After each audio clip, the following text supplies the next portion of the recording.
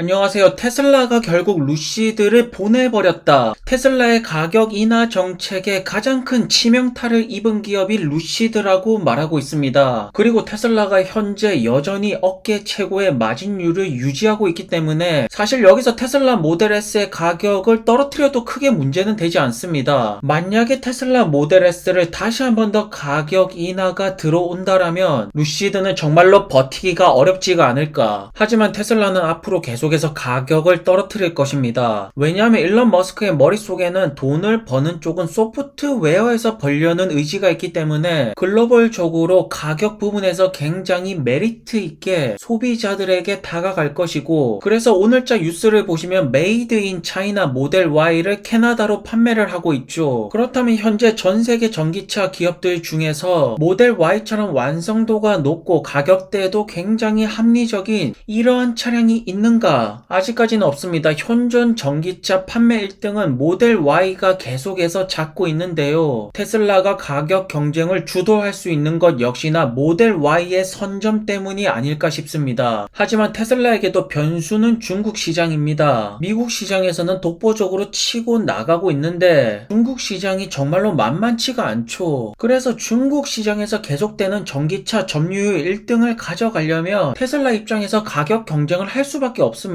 현재 테슬라의 가장 최대 강점이 무엇입니까? 마진율이 높은 것이고, 그렇기 때문에 여기서 한 단계 더 가격을 떨어뜨려도 충분히 수익을 낼 수가 있는 구조를 가지고 있는 것이 테슬라이죠. 그렇기 때문에 테슬라의 이러한 정책으로 인해서 중국의 많은 기업들은 손실률이 더욱더 커질 것이고, 여기서 버티는 기업은 살아남는 것이고 버티지 못하는 기업은 인수합병으로 갈 것입니다. 이것을 일론 머스크가 노리는 것이고요. 그리고 현재 루시드의 대량 생산은 실패를 했습니다. 굉장히 많은 증거들이 나오고 있는데요. 물론 사업이라는 것이 계속해서 처음부터 성공할 수는 없습니다. 실패를 하고 그러면 대책을 내놓아야죠. 새로운 비즈니스 플랜은 내놓아야죠. 그런데 최근에 루시드의 경영진들은 사무실에 앉아서 햄버거에 콜라만 먹는 건지 전혀 아무런 대책들이 나오지 않고 있는데요. 사실 루시드의 대량 생산 성공 지표는 나와 있습니다. 분기당 1만 대 달성입니다. 일단 분기당 1만 대 달성을 할 때부터 대량 생산으로 성공으로 가는 지표에 점차 다가가는 것인데요. 1분기 때 1,400대가 딜리버리가 되었습니다. 기존에 제시했던 예상치의 4분의 1 수준의 가이던스를 현재 내놓고 있고, 지금 분기당 판매 1만 대가 나오지 않는다라면 루시드의 대량 생산은 점점 멀어지게 되는 것입니다. 그래서 최근에 루시드의 주가는 계속해서 떨어지고 있습니다. 그 떨어지는 이유는 굉장히 명확한데, 루시드가 올해 가이던스 목표 12,000에서 14,000대를 제시했죠. 지금 루시드가 보여주는 생산 딜리버리 속도라면 올해 아마도 8,000에서 9,000대 가량 달성하지 않을까. 굉장히 비판적인 시각이 엄청나게 많습니다. 사실 이 정도까지 경영 위기가 오면 보통 CEO들은 언론에 나와서 방어를 합니다. 주가를 방어를 해야죠. 그리고 앞으로 새로운 비즈니스 플랜이라든가 청사진을 제시를 하면서 계속해서 끌고 나가려는 모습들을 보여줘야 되는데, 루시드의 경영진들은 그냥 숨어있죠. 그냥 사무실에 앉아가지고 우리 기술력 좋으니까 루시드 에어 사주세요 이런 전략으로 가겠다라는 것인지, 루시드는 현재 확실하게 마이너스 네거티브한 지표가 나오고 있습니다. 생산 딜리버리가 감소를 했죠. 작년보다 더 많이 생산을 못했고 작년보다 더 많이 못 팔았죠. 더 확실한 증거들을 한번 살펴보겠습니다. 아까 전에 제가 계속해서 1만 대를 말씀드렸는데, 포르쉐의 타이칸이 현재 분기별로 1만 대 가량의 판매량을 올리고 있는데요. 루시드 역시나 최소 타이칸 숫자는 나와줘야 된다라는 것입니다.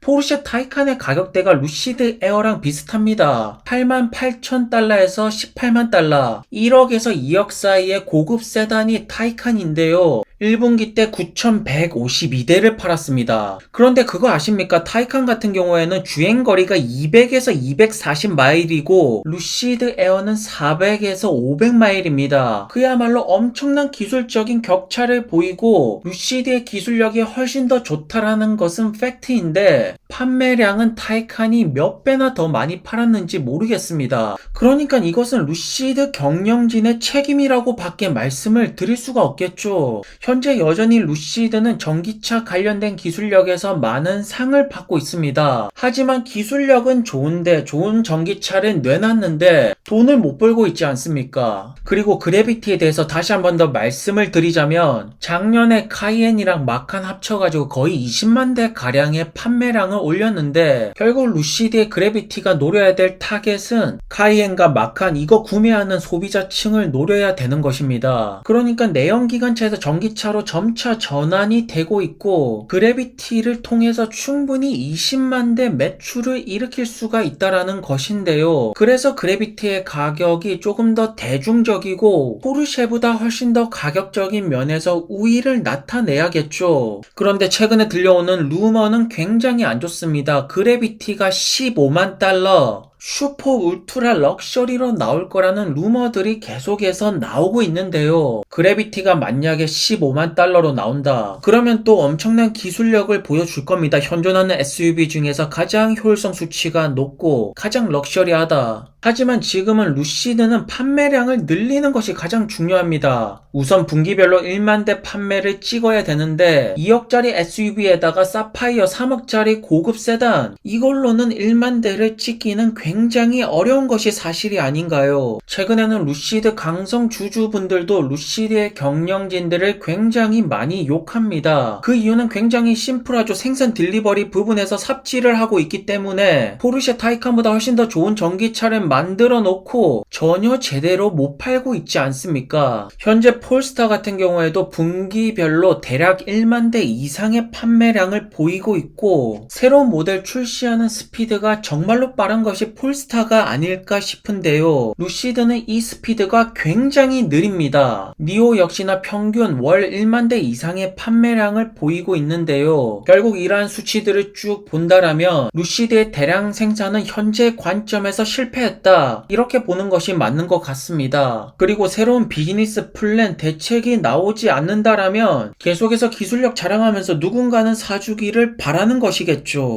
무언가 확실하게 내부적인 요소부터 바뀌어야 될 시점이 아닐까 싶습니다. 그리고 은행 위기 사태에 이어서 본격적으로 미국 기업들의 파산 시즌이 왔습니다. 앞으로 더 많은 기업들이 수익을 제대로 내지 못하는 기업들의 파산이 조금 더 나오지 않을까. 우선 현재 가장 중요한 것은 경기 침체를 빨리 선언을 해야 됩니다. 경기 침체가 빨리 선언이 돼야지 금리를 인하시키고 주식시장의 바닥을 빨리 찍어야 되는 것이 우선 급선무이기 때문인데요. 연준의 파월 형께서는 올해 연말에 경기 침체가 시작된다라고 했기 때문에 그게 가장 큰 문제가 아닐까 싶습니다. 최근에 아무래도 하락장에서 굉장히 고통을 겪으시는 분들이 많으신데요. 통계학적으로 상승장이 하락장보다 훨씬 더 강하게 나옵니다. 그렇기 때문에 많은 분들이 물려도 롱에 물려야 된다라고 말씀을 하는 것이고요. 그리고 점차 하락장도 막바지로 가고 있고 어서 빨리 금리 인하를 찍고 주식시장 바닥을 찍고 대세 상승장이 빨리 오기를 기다려 보겠습니다. 여러분들 위기는 항상 있어 왔습니다. 블랙 먼데이부터 시작해서 기술주 버블, 사스, 금융위기부터 2020년 코비드까지 그래서 위기의 막바지에서 포기를 하는 그러한 어리석은 선택은 좋지가 않다라고 보는데요. 이번 주 역시나 빅테크 기업들의 실적 시즌입니다. 마이크로소프트, 구글, 메타, 아마존 등 미국을 대표하는 우량주들의 실적이 나오는데요. 하지만 1분기, 2분기 같은 경우에는 어닝 예상치가 그렇게 좋지는 않습니다. 어쨌든 이번 주도 잘 버티기를 바라보면서 오늘도 좋은 하루가 되시기를 바랍니다. 안녕히 들어가세요.